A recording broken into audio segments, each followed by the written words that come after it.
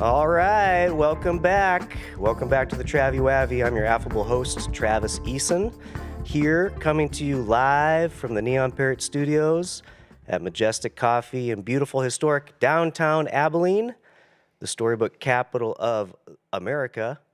And today I have a really awesome guest, a fellow artist, someone that has been working prolifically in and around the area for many years, and we're going to unpack and get to know him. Nick Noblique, thanks for being here. Stoked, man. Really Happy glad to be you're here. So let's kick it off. I asked you a little bit of an opening question outside, but tell me about your siblings. You have a sister. I do have a sister. She is 11 years my senior. She went a different path than I did. She decided that she was going to go to school and be a genius, and has two kids that are amazing. One of them is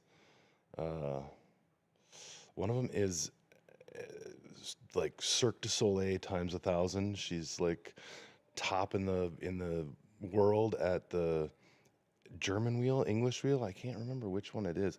It's the big ring. It's the big wheel that The you get big ring. inside and Yeah, it's just like a ring, and then she holds on to it and flips and spins, and it's just insane. She's I think she just ended a tenure in Vegas with the Lego company. I think she was doing something with the Lego Land people at some point. She's all over the place. She bounces. Yeah, she's amazing. And her name's Ellie, and Hannah is a political activist and an artist living in New York, I think now. She was in LA, and now I think she's back in New York. very cool. She travels quite a bit. And you have two daughters. Two. Yeah. Two little girls. They're not little. They're old. They're adults now. They're adults. Yep. Yeah, very much so. The older one is a yogi and a tattoo artist, and the youngest is kind of a odd carbon copy of myself. She's into the schoolie community. She Very cool. has a schoolie, or she had a schoolie. She got rid of it now. But she built the thing out and traveled all over and went to every single city in Michigan. It's just random. That's cool. Yeah, she had fun with it, and she's actually back here in Texas now. Well, that's cool. Maybe we should get her to come on and talk with our producer extraordinaire, Sam. He's got 3 buses right now that nice. all have potential for schooliness. Oh man, I've got one. Do you really? I built out a '99 International. Okay. And it's gorgeous. Nice. I love it. How long did it take? 2 years-ish, but it's completely off-grid. Nice. Solar. Nice. Just amazing. What was the biggest difficulty in that for you? Was it the mechanical aspects of the actual engine, or was it just the layout and design, or the whole thing's kind of a mystery, because you walk into it, I walked into it remembering all those RVs, that I, in the past, always had an RV. We always just would bounce around and had, some junky RV. And so I always thought about it in terms of, it has to do this, it has to be this. And then when we got in there, it was just an open concept, and we were like, wow, well, now we can do whatever we want. So we went and found like antiques, and built the antiques into the placement of where everything was. It was different, and it's a very cool build. The plumbing's a issue. I didn't think it through. Put in this beautiful tile walls in the bathroom, and I think the tile lasted maybe a week. just from like the bus vibrations? No, because the right when I got it done, we had a hard freeze. Oh. I didn't turn the water on. Oh. Pop, and of course it broke right behind the tile wall. Oh, man. So had to take the tile wall out. So that it's a learning curve. Yeah, a lot Would of. you do another one? Oh yeah, in a second. Yeah. We help other folks in the schoolie world, they come and stay on the farm, work at the farm, and I help them build their schoolies. We just had 2 kids that came out. They were there for, geez, I think they were there for 6 months, maybe a Okay. little longer. Maybe it was longer. They were there for a while, but we put in, did all their plumbing, did all their electric, and put in their toilets and all that, the mean stuff. Yeah, the tough stuff. Yeah, and right now I've got one out there. The cat who owns People's Plaza has a bus, and he brought it out to me maybe a couple weeks ago, and he's coming out this weekend, and we're gonna go through all the different things that he wants done. Cool. And so we're constantly building and helping. That's cool. With the I had no idea that folks. you're doing the school bus thing. Yeah, man, it's really super cool. fun. It's different than making sculpture. Yeah. Because with sculpture, it's all just free form. It's Yeah. nuts. You just go out there and create. With the bus, everything has to be locked and leveled, and it's a very different mindset. It's more functional. It's fun for me Yeah. because I get to be the other thing, the other side of my brain kicks on, and I get to go do that for a while, it's interesting. It's different. I like that. Let's get into the sculpture. So you are a working sculptor. 24 years Have a full lot time of this year. wonderful work all over. All over the world. All over. From Kuwait to LA. I mean, everywhere. And you're just home basing in Clyde, America. Yeah. For 25 years I've lived in Clyde. First year that I was here, I actually worked random odd jobs around Abilene. Before I picked up my grandpa's old welder. It was a wind-up welder. I don't know if you've ever seen one of those, but you had to crank it. And when you cranked it, it would build up a charge, and then you could get about 1 inch, and then you had to crank it up again until it would get up to voltage, and you'd hit another little beat.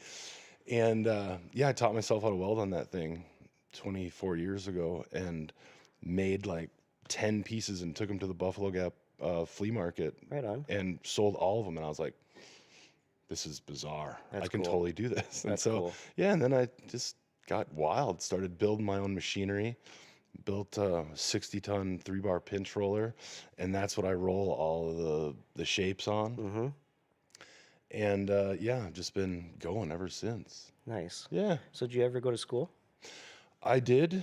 I have a certificate of engineering from Berkeley, offshoot Santa Ana, and then I also went to the Colorado Institute of Art. Okay. And they kicked me out after 2 weeks. They didn't like you. We had a difference of opinion. Fair. Yeah. Fair. Yeah. I had a professor. I can't even remember his name anymore. It's so long ago. It was a sculpture class. It was a clay molding class in essence. And he said, I want you to make something that depicts your experience in the first week of school. And so I made a bust of his face out of clay and put a massive erect penis on his nose because he was. And so they reprimanded me and then eventually told me that I needed to leave. Yep. I was okay with it. It was an interesting. It's great. Couple weeks. It's great. Yeah, and it's funny because every single person that I stay in contact with that was in that school, in that class, not one of them is a working artist. Really? I'm it. You're the only and I'm one. the only one who didn't stay. I love it. Well, Yeah. I mean, I think you have to beat to your own drum to make it in this world as an artist. I had a former mentor friend tell me, and it still just chews at me to this day. It motivates me that the only way to be a working artist in Abilene is to be married to a rancher or a doctor. There's some truth in that. Yeah. Oh yeah. So it takes all the Lindas. It takes a lot of gumption and guts. Yeah. To make it. Yeah. You got to have something. So you taught in Abilene at Hardin Simmons for a little while? 1 semester. Okay. They asked me to leave as well. Also. Well, Well, we have three relatively conservative schools here, so Yeah. sometimes art and having a conservative mindset don't always go hand in hand. Yeah, it's true. The Martha Keel was the head of the arts department there, and she and I hit it off. And she said, "Why don't you come and teach? Teach art." Mm-hmm. And I said, "Yeah, I'll, teach 3D. Mm-hmm. That'd be fun." I walked into class first day, and all these students were there. At that time, those students were almost the same age as I was, and I said, "I want you to tell me why you're here. Why are you in the 3D art program at Hardin Simmons?" And I got a fairly unanimous answer, and it was, God told me that I needed to be here. God told me I needed to be in this class. And I said, well, we're not going to have a problem with imagination. That's for sure. Mm-hmm. And I had no idea that the dean was standing behind me auditing, and they let me go that day. Oh, They man. let me serve out my tiny little semester, and then And they said that was enough. Yeah, critical thinking. It's a tough one. Not everyone's capable of it. yeah, it was hilarious to me. But So you started sculpting 25 years ago. How old are you now? Do you mind my asking? what? How old are you today? 49. 49. I'll be 50 in a month and a half. Okay. Happy birthday in advance. Yeah. Mm. Yeah, it'll be good. 50s are supposed to be better I'm than not looking 40s. forward to it. I think they're supposed to be better. I'm hopeful anyway. Yeah, I'm not looking forward to it. No, how come? I don't want to be 50. Just too old. I Too much life has I gone by. feel 27. Yeah. I don't look 27 anymore, but I feel it. Yeah. And so I'm desperate to not turn 50 because I think it's like I don't know, it's like you're over the hill. For sure, you're over the hill. But I Yeah. felt like that at 40, personally. I don't know. I didn't feel like that at 40. No. No, I felt good. I mean, kind of good. It's weird getting older. It's weird getting It older. is, it's Age is odd. a strange process, for sure. For sure. Huh. So okay, when you started sculpting, you sold stuff at Buffalo Gap Flea Market, and that was it. You just knew from then on. At first, I was like, "Oh, wow, I can make money doing Okay, this." yeah. At that time, I had just come off of closing a business in Seattle, and then losing a business in California. And I was like, I've got to figure something out. The only reason I came here was because my father had just lost a leg due to a logging accident. He was Oh, man. pulling logs in Michigan, building himself a log cabin, and the chain snapped on the log and whipped around and took everything below his knee out. And so he couldn't do what he needed to do. He couldn't go to the bathroom. He couldn't, get up. He couldn't do anything. So my mother was like, excuse me, my mother's like, can you come and help? I was like, everything is kind of going sideways. I'm going to come to the middle of nowhere to Nanny's, my grandmother's land, and see what happens. Yeah. And so it all kind of steamrolled, and I ended up not knowing what I was going to do. And so every waking moment was spent staring into the abyss of that old farmhouse and not knowing what to do. And eventually I just went outside and went into the garage, and I was like, oh, look at that. There's a weird welder. I'm going to see what that's all about. And I just started making. And it turned into my creative side just went nuts. And I had the freedom to not pay rent And, you know, Make. I don't even think I had a phone. Mm. You know, this was 25 years Yeah. ago. And so I had no bills. You know, I would do odd jobs around. And actually, one of the odd jobs, which you're going to love, I was the announcer at Cloud9. No kidding. I was. That's great. I know. It was Up absolutely next, insane. we've got Ginny. Oh, it was up next. We got Karen. She's got 3 teeth, 4 kids, and she's trying to go to school, guys. Help her out. She needs some help. $5 Jaeger bombs. Let's go. I mean, that's all I did. I love it. Oh, it was amazing. Yeah, it was amazing.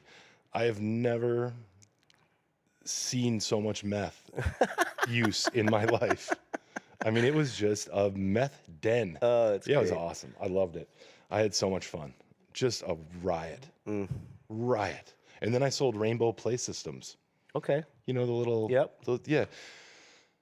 So they set me in this office, and it was early mornings, which I could never figure out why they wanted me there in the morning. So I just sat in this office, and I started... At that time, I was already creating. And so I thought that if I could get on the Kathy Lee, Regis and Kathy Lee show, that I could make it, because I could get my name out there, right? So I sat in that office, and I called Gelman, the producer of that show, every 15 minutes, all day long. Never went outside, never sold a Rainbow Play System, but I called that number. And so finally, after like a month, he gets the phone bill, and he sees that I've been calling New York every All the 15 time. minutes for 8 hours. They fired me. And I never got a hold of Kathy Lee. Never got there. Oh, man.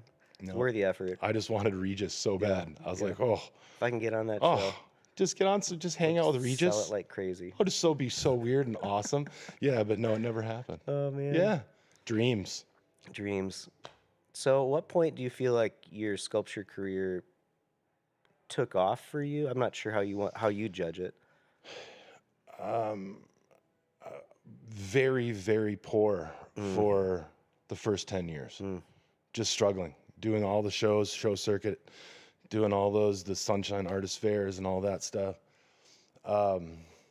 But your work's like really big, so you're taking smaller pieces to these shows. Yeah, nothing over 8 foot probably, mid-sized stuff. Take it on a trailer or whatever. Yeah. Oh, load the trailer full, get it all powder coated, load the trailer full, shoot to the shows, unload it all, set it all up, make it look like a little art gallery. Yeah, I did that forever. And then we could never break into the gallery market. We had a really hard time breaking into that gallery market. Back then it was like the Dallas 8, and there was 8 artists, and that was all there was. There was a million artists, but there was 8 that got attention, and that was it. And so we ended up breaking into the Houston market, and the Houston market was just amazing for us. We just did gangbusters down there, loved it. But when we really broke was when we got into the Dallas market. Southwest Gallery in Dallas, which is the oldest running art gallery in Texas. When Bob Malafont came to the farm and to look at my work, the owner of Southwest, he said, you're not ready. He said, your edges are ugly. The wells need to be ground out. The shapes are good, but you're not there. And so it broke me. I went like fetal for like a week, and I pulled myself off the ground and went back into the shop and said, all right, if you're gonna do this, let's do it. Let's get some. Yeah. Got a very small investment from a gallery here in Abilene, actually, Jody Velitas Fine Art. She gave me, I think, $3,000 to buy new equipment, grinders, a new welder, more modern technology. And I took it to heart, and I started cranking and started making work that was the way it was supposed to be made. Yeah. Beautiful, you Yeah. know, took my time, slowed down. Yeah. And 5 years after that, Bob Malfont called me up and goes, I just went to a gallery in Dallas and saw your work. And I said, oh, cool. I said, you know, you literally almost killed me. And he said, well, I want you. I want you to do an opening show. I want it to be 60 pieces. I want it to be massive, and I'm willing to pay for it. Nice. And I'm willing to make sure that you never are without money or sales. Nice. And he said, I'm going to make you a millionaire. And I was like, as if, Bob. Well, he never made me a millionaire, but he has made damn sure That you're taking care of. that I am 100% taken care of at all times. I love that. And you can't, most artists don't even understand that, what that means. During COVID, everything was just destroyed. I mean, it was decimated. You couldn't do shows, you couldn't do anything. No one was really buying anything. And I called Bob and I said, you know, what are we going to do? We're in trouble. I mean, this is bad. And he goes, no worries. He goes, get in the shop, make some work. I'm going to send a videographer out there. We're going to video everything, all the work, and then we're going to put it online. We're going to do an online art gallery. And in the interim, I'm going to deposit 60 grand into your bank. Don't worry about anything. Yeah. Don't even worry about selling. And I was like, What? holy crap, dude. Awesome. It's awesome. So, yeah, I mean, he just has been our savior. It's great. Yeah. And so now we're represented by a lot of galleries across the country, but in Texas we have one, and we keep it that way. I like it. Yeah. That's good. Yeah. It doesn't sound like you have any intention of slowing down or stopping anytime soon. No. No. I look forward to never retiring. You know, that's not something that artists get the pleasure of doing, you know, unless you're silver spoon artists, you know, Kuntz or Hearst or, you know, one of those one of those folks. You don't have that. That's not even an option. Yeah. I would like to do some other things. I have other things that I want to do. Like, what are some of these things? First thing I ever did out of high school is I went to culinary school. Ooh, yeah. First thing. Yeah.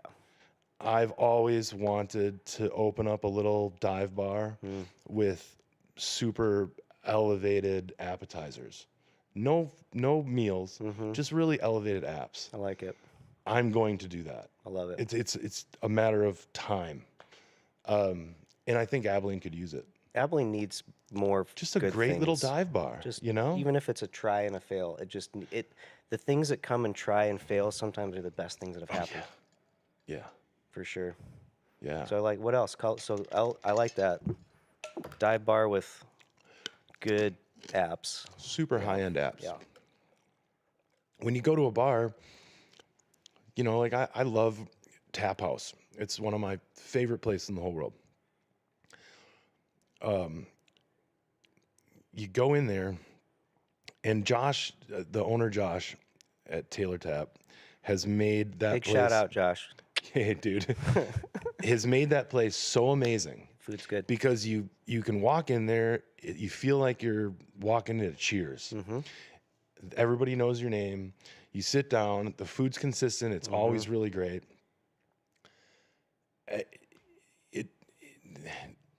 That place made me go, you know, I really want to do that. Nice. And not to that extent. I mean, I don't want anything near that chaos. That's massive. Yeah. Small, tiny.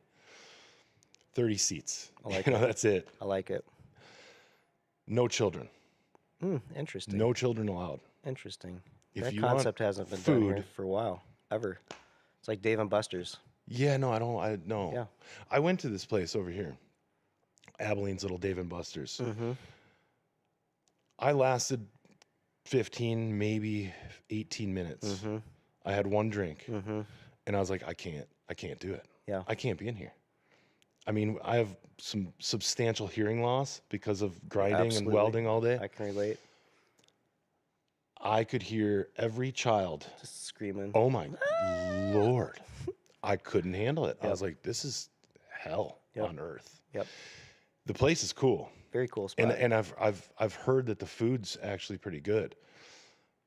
But I can't be in there. Yeah, the kids can't do running it. everywhere, crawling on the ground. That was my experience when we went a few weeks ago. It was just some 3-year-olds literally crawling on the ground, and my kids are grown. Yeah. So what else besides culinary work are you interested in exploring? I really want to get in my bus, and I want to go to Prince Edward's Island in my bus, Okay. all the way up Nova Scotia. Yeah. And then I really want to do the Superior Loop, the Lake Superior Loop, Yeah. up into Canada, up all the way around down to Sault Ste. Marie, and then back. Desperately want to do that trip. In the bus, Yeah. off grid, solar, just never have to, be anywhere, plug in, do any of that, and just be free. That's interesting to me. Those two things are diametrically opposed, considering that, if I want to open a bar, there's no chance of traveling. Yeah. And so I think, my wife says, well, prioritize. Let's prioritize this over that and this over that. And so she's kind of made it a priority to let's get the travel out of the way. Once we do that and we have done it, then let's open up a bar. Yeah. And so, I don't know. We'll see. If I ever, get to a spot where I feel financially able, I think that's what we'll do. I like it. The problem is that every single time I feel like I'm in a good place, that's when all the jobs come. And I am not one to turn down a gig. Yeah. Especially somebody calls me and says, what you want to do. Yeah, I mean, somebody calls me and says, hey, I've got this crazy thing I want done. I want you to build this 50-foot tall sculpture, and it's got to be 26 feet wide, and it has to look like it's floating, and I need it now. Yeah. I'm like, sign me up. Yes, man. Yes, that's crazy. I want to do that right now. Yeah. And I'm going to dedicate 6 months of my life to it right now. Yeah. I'm going to go hire 10 more people, and we're going to get nuts, dude. That's exciting. That's fun. That's what it's all about. So I would never be able to turn that down. Yeah. Sometimes people call me and go, I have this tiny little nook in my house. It's 18 inches deep by this. And I'm just as excited about that. Yeah. Because it's a challenge, How do you create something that looks huge, that feels strong, and do it this big? In a small How do you scale. do that? Yeah. It's perplexing. Yeah. And it's awesome. Yeah. I love it. I love everything about it. So the only thing I don't like is, my back kills, my head hurts, my eyes don't work. Yeah. Yep. The normal stuff. The normal stuff. And I smoke cigarettes and I drink like a fish. Yep. So combine all that and you really have a recipe of just awesomeness. It's like glory. today's gonna suck. I'm so excited. Just like bring the pain all the time. I love that shit. It gets me off. I get happy with it. Oh, I love it. It's a real crazy life. I love it. So your wife, does she work at home? Is she doing stuff? She runs Noblique Studios. She's in charge. She's the boss. She also teaches class at Emily, I am so sorry that I can't think of the name of your place. Makers and Creators at Mesame. You know where Mesame is, right? Behind Mesame, there's Makers and Creators in there. So Emily owns a yarn Oh yeah, she just knitting opened place. the new yarn store. Okay, so my wife Sorry, Emily, I is can't remember it I can't either. think of it either. And I feel so bad. It's yarn, It's and not. it's great. Everybody's loving it. So you guys should all go to the yarn store with Emily. Yes, right behind Mizmi. But Audra Abilene Yarn Company. something. Audra teaches knitting there, Okay. and so she does that. She's a phenomenal textile artist. I mean, the things cool. she's made, it wild stuff. Abilene Yarn Co. Thanks, producer Yarn Sam. Co, Emily and Audra. I'm so sorry. Anyway, the place is amazing, and so Audra does that, and then she runs Noblique Studios. She does all of our PR, all of our design work, like that sticker and. I'd show you guys the sticker, but we get canceled, so I just can't. Oh, she does all these stickers too. Oh, there's one on here. Oh yeah, that's great. And she makes all the T-shirts. She does all of the computer work. She does all of the accounting. She does everything, including all of the digital renderings. I make the maquette, that's this big, and she renders it to make it look like it's actually there, and it's Nice. 30 foot tall. Yeah. And she's brilliant at it. So she does everything that I don't do. I make art, and I've tried desperately to sell the art, but she does all of the actual work. Yeah, it's great. It's great to have a partner that can come alongside It's amazing. you. Yeah. We've been we've been married since 01, 24 years, 25. Yeah. Good Lord. Congratulations. That's a good run. Wild. Yeah, it's not common anymore. No. So No, it's pretty well. she's super hot. It helps. It helps. Yeah, she's crazy hot. So it's good. Yeah. That's good. Yeah, no, it's awesome. Let's see. So earlier, when we were chatting before the show, you mentioned that you're working with the city of Abilene on a new piece.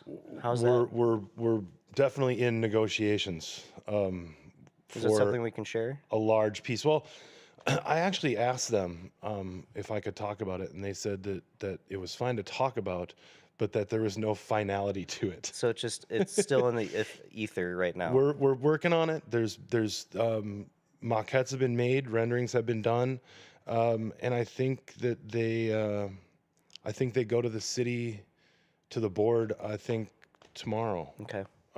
With some version of what it could possibly turn into.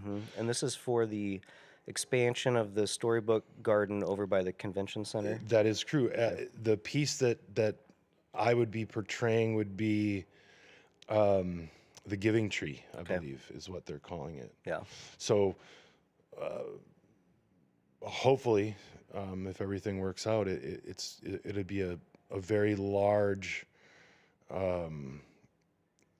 very, very cool sculpture for the city of Abilene, and an interactive piece, which is really cool because it's a sculpture that you would be able to immerse yourself in, get inside of, which is something that Abilene doesn't quite have. I mean, I one time had a couple cocktails at the Zone and got underneath those cows that are over by that fire department over there. Oh yeah, off 14th. But that's about as interactive as we get with art here. Well, we got the two-dimensional buffalo down north first that you can sit on. That's a special thing. That's about it. That's not actually art, though. No, it's just Is it? No, I would be hard pressed to call it that.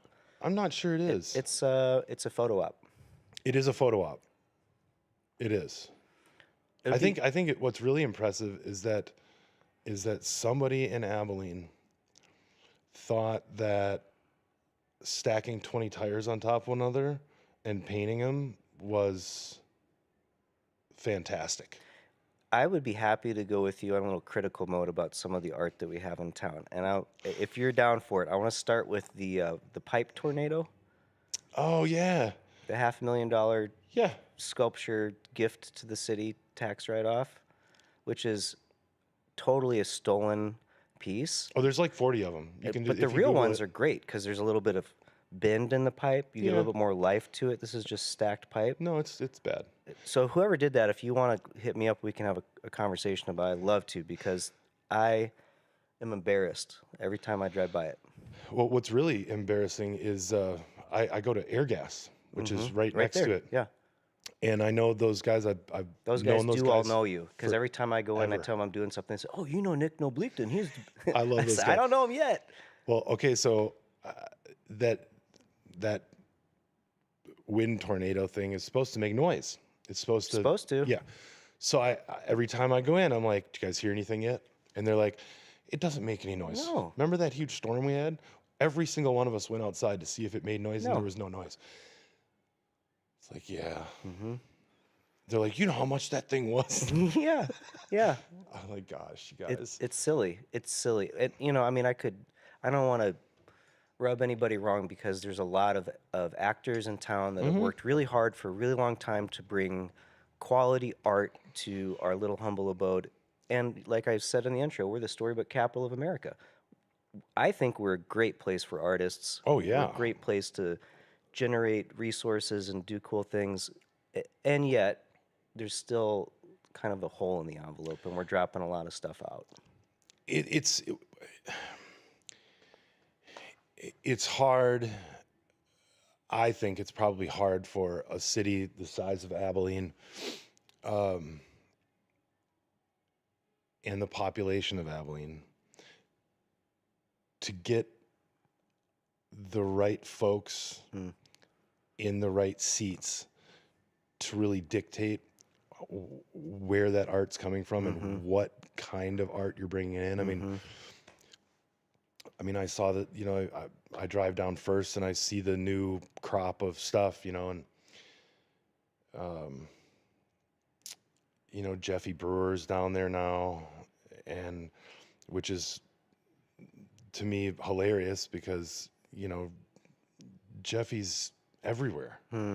And I love that for Jeff, but I was honestly shocked to see it because it's a little outside of Abilene's realm, Which piece is this? I'll have to go look. It's the boxed in kind of cartoonish sculpture that's out there. All right. I don't know that I've walked down there in a while to see the new stuff. It's good. Okay. I mean, Jeff's work's awesome. I think his work's super fun. I mean, he's fairly new on the scene, and he's he's blowing up. I mean, he's Chihuly style blowing up. Like every gallery in the country will have one soon, which is cool. You know, it's just really accessible, modern work. Yeah. I've shown with him a number of different little things, little competition scenario deals. And each one of those things, I was like, shoot, I'm not going to win this. Because the one I did, he did I did like a 15-foot rolled piece that was super dynamic and cool. And he had like a pink something, like a pink unicorn or a pink something there. And I was like, shh, son of a bitch, you're going to win this. Because I was like, God, that's good. Yeah. And so anyways, but yeah, I saw that we had one of those and I was like, somebody's paying attention. But whoever picked that also picked 20 tires stacked on top of one another, painted yellow. Come on, man. We've all seen the movie Basquiat. Yep. It didn't work then. Yep. It doesn't work now, man. Why? What is wrong with you people? What does make good art? I don't know. How in the hell would I know? I have no clue. I mean, like, I know as an artist, there are things that appeal to me, and then there are things that I'm just like, no, that's kitsch, that's trash, that's, and it doesn't even have to be super technical or anything for it to be super appealing. No. The simpler, the better. I mean, look at Keith Haring. I mean, you cannot deny the brilliance of that. And it's a bubbled out stick figure. It's perfect. It works. Perfect. So I don't know. I have no idea what makes good art. I know that when I see something, I feel it. Yep. If I feel it, I think it's good. Yeah. And I know that when I create something, I can tell immediately if I think it's good or not. Do you have a like so I've something I've noticed in my own process, and this is like across the board, no matter what I'm working on. As soon as I hit the place along the way in the process of I don't like this anymore, is the clue that it's going to be great. I just have to keep plugging away. Do you have anything similar to that? Oh, it's funny. It's similar, yeah. Usually I get to the point with something and I'm like, I just don't, there's something wrong Yeah. with this. And what I do is I generally have 3 or 4, 5, 6 things going at once all the time. Mm-hmm. And I'll move it. Work on to the next I'll thing. get the forklift and I'll take the thing outside and I'll like banish it. Yeah. Deal with the weather. Yeah. Be outside. Yeah. And then 3 or 4 days go by and I'll drive past it on my way to the shop and I'll catch an angle of it. Just one angle. Yeah. I'll be like, son of a bitch, that's it. That's it. I love that. Bring it back in the shop, finish it out. I love that. So you do have a similar spot where it's like the naughty child. Yeah. Yeah. Go to timeout. There has to be if you're fast and furious all the time with one piece, generally it's too easy, or there's something that You start phoning it in a little bit. Yeah. something's going wrong. Yeah. Yeah, and I went from doing just rolled pieces of steel and trying to create like the 358 of mathematical beauty, the golden spiral, trying to create something that could easily have that in it, using spirals and then using design to put it all together so that it kept that. And then Dan Harwell, I'm not sure if he owns Box anymore or not. He owned Box Nursery. I'm not sure if he owns it anymore. I think one of his kids may own it now. He wrote a book that ended up becoming the text book for the design courses at A&M or Tech or something. And when he was writing that book, he came out to the farm and he's like, I've never seen anybody that does this that doesn't know they're doing it. And he goes, it's really weird that you can do that and not really know that you're doing that. And so he wrote a chapter in that book about me, and I always thought that was so weird. And what it did to my mental state was it made me not want to do it. And I'm not sure why that is, but I stopped. I started doing boxed in work, and I started changing how I was perceiving what that 358 could be. Yeah. And so that actually may have been the moment when I actually started making money, because that's when I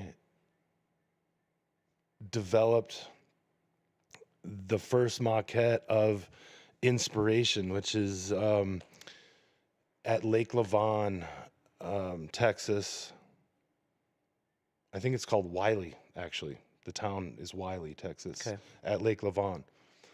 I developed a maquette that was maybe 2 feet tall, and it was stainless steel, and that ended up being 50 foot tall and 26 feet wide. And it was all because I stopped making things the way that he was telling me I was doing it right, because something about it Rubbed you wrong. pissed me off. Yeah. I have no idea why. That's interesting. But I believe that that's probably because, that was the first gig that was, high 6 figures, and I was like, whoa, I can actually do this. Yeah. And My shop was exactly 50 feet wide by 25 feet then. Now it's 50 by 50. But there's holes in the insulation and in the wall on that side of my shop, and holes in the wall on that side of my shop, because that sculpture Was hit that big? both the walls when I got it fully built. Man. And I had to cut each section into 3 sections, take it down there in semis, and then rebuild the whole thing on site, section by section. Wow. It was crazy. Wow. Nuts. That's so good. Yeah. That's so good. What a fun story. You've got lots of good stories. So when can I come out to the farm and hang out? Anytime. Or there. I'm there every All right. day. Sitting in the shop. Good. Mm-hmm. What kind of beer you drink? All of it. All of it. I'm an IPA guy. I like Oh, those dude, all-day yeah. IPAs. Nice and low. Sierra Nevada is probably my favorite if I'm going to say a good one. IPA. But I mean, generally, I go for mass consumption. So, you know, We're Dos Americans. Equis- That's what we're supposed to do. Dos Equis, dude. Yeah, I mean, I can put 18 Dos Equis down and not even think. There you go. Yeah. That's Yeah. good. It's good for you. So you've got this project with the city. I'm sure you've got any other good things going right now in your studio. We have 2 large stainless steel pieces for the city of Rockport that are 90% complete. We just did 2 20-foot pieces for the I-35 corridor entrance into the city of Temple. That was a really fun project. They were stainless and powder coat combined, which was really, really cool.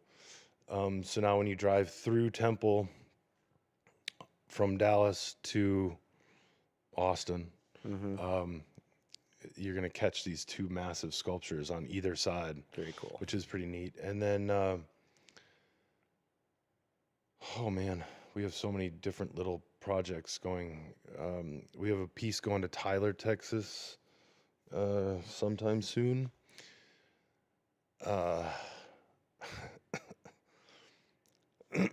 Gosh, we have so many. I can't think of all That's of them. good. It's a good problem to have. There's Santa Fe has a 15-foot piece that's, I think it goes in later this year. I wish Audrey was here. She'd be like, And then oh you no, got she would this tell and me this. every single one, yeah, because she's gonna be like, you blanked. And I was You like, yeah, I forgot can't all remember. these other ones. No, there's a bunch of them. I don't remember. That's good. Yeah, there's a bunch. Good to be stuff. busy. Yeah, Do you yeah, like being it's busy? cool. I mean, it's slow. This is actually kind of slow. Okay. Usually we've got in 21 we were booked out to 24, Wow. and right now we're not booked out through the end of the year. Okay. So I mean we're slow. Yeah. It's the election year. Yeah. Every time there's election year, everything slows down because everyone, kind of pulls on the purse strings because they don't know what the next administration is going to do. And we do a lot of work with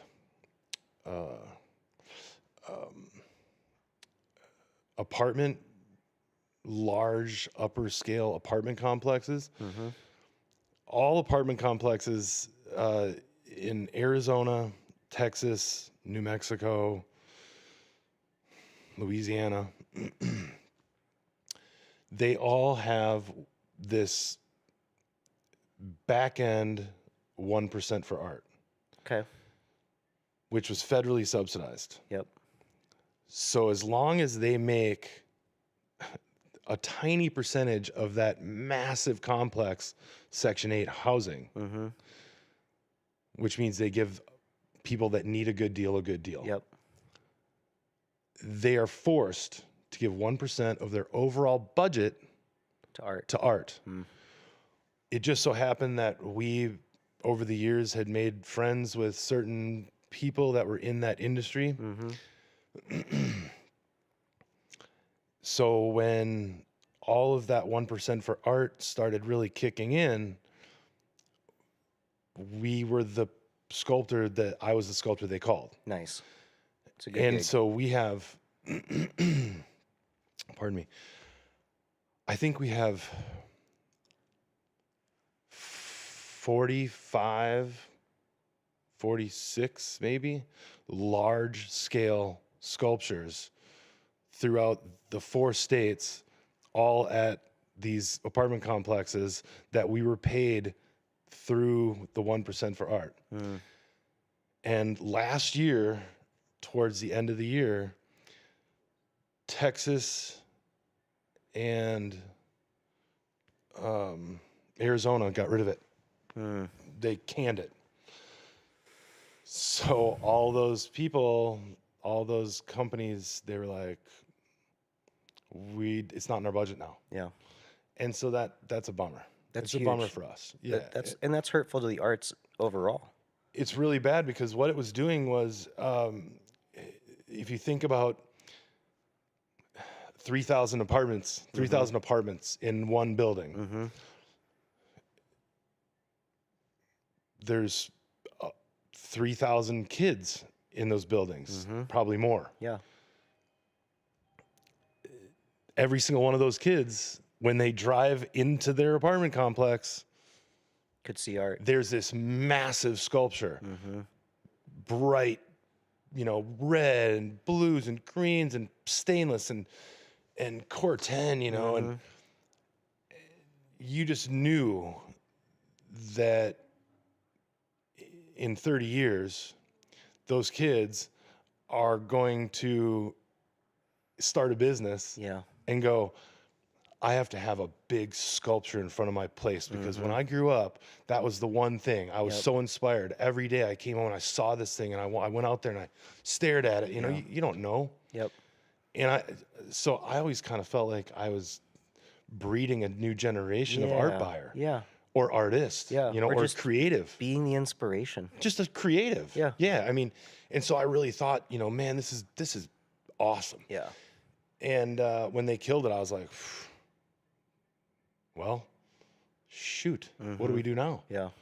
How do we entice these companies that are, their budget is $400 million? How do we entice them to, instead of putting a fountain, to make that a sculpture? Yeah. How do we do that? Yeah. And so, Audra and I have been working on it. We have a tiny little consortium of artists that we deal with that have been friends for 20 years, that we all kind of collaborate on how can we make money? Yeah. How can we get our art out? How do we get the public to recognize that they need it? The value of it. Yeah. Yeah. And so we this is a big trial, for me as an artist, for you as an artist, for our little friend group, our consortium of artists. We don't know what the future holds for public art. Yep. There's always going to be public art. There's always going to be that opportunity for public art. The problem is that the window narrows when it's the same 10 curators that are buying it. And that's what the United States art world looks like. There's 10 people that have the resources and the curatorial knowledge and the people behind them, the money behind them, to actually buy public art. And they're always going to buy the same 5 people. Yeah. Yeah. So we basically, over the last 10 years, have been able to say to those curatorial folks, Hey, there's a lot of other good suck stuff it. out there. Yep. We can do this ourselves. Okay. The problem is when you lose the one thing that was giving you the outreach potential. Yeah. So we're going to figure it out. We're going to figure out another way to do it. Yep. So we will. Good. It's just a matter of time. Good. You got support. Let's wrap this up a little bit. Is there any kind of final closing thoughts or questions or comments? No, No? I have nothing. Good. Well, it's been an honor and a privilege to have you on today. It's been super, super fun, man. And I hope that maybe we can have some beers and talk more art as we go forward. We're doing that soon. Okay, good. Yeah. You need to come to the studio and play. I'd love to. It's a good time. Well, guys, thanks for watching this week. I'm pretty sure we're going to have the breakdown with Ben up next. Want to give another shout out to Neon Parrot Live Studios and our executive producer extraordinaire, Sam Wolf, keeping the cockpit running smoothly. Thanks to Majestic Coffee Shop and City of Abilene. It's a great place to be. It's a great place to be an artist. Nick, thanks a lot. Thank you. And we'll maybe get you back on the show sometime. Anytime. All right. Thanks again. We'll see you next time.